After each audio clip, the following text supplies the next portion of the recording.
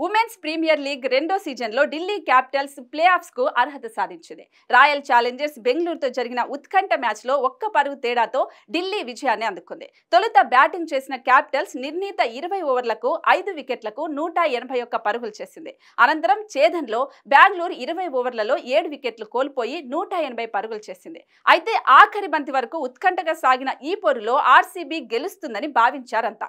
ఛేదన ఆరంభంలోనే కెప్టెన్ స్మృతి మంధానా అవుట్ అయినా సౌఫీతో కలిసి అలీస్ పెర్రీ ఇన్నింగ్స్ చక్కదిద్దింది. రెండో వికెట్కు వీరిద్దరూ 80 పరుగులు జోడించారు. ఆ తర్వాత ఢిల్లీ బౌలర్లు పుంజుకోవడంతో మ్యాచ్ ఆసక్తికరంగా మారింది. ఆర్సీబీ విజయానికి చివరి 3 ఓవర్లలో 40 పరుగులు అవసరమయ్యాయి. 18వ ఓవర్లో రిచా ఘోష్, జార్జియా చెరో బౌండరీ సాధించడంతో 12 పరుగులు వచ్చాయి. అయితే 19వ ఓవర్లో జార్జియాను శిఖా పాండే అవుట్ చేయడంతో బెంగళూరు గెలుపు సమీకరణం 6 బంతుల్లో 17 పరుగులుగా మారింది. ఆ చివరి ఓవర్లో జుడేసెస్ వేసిన తొలి బంతిని రిచా ఘోష్ సిక్సర్గా మలిచింది.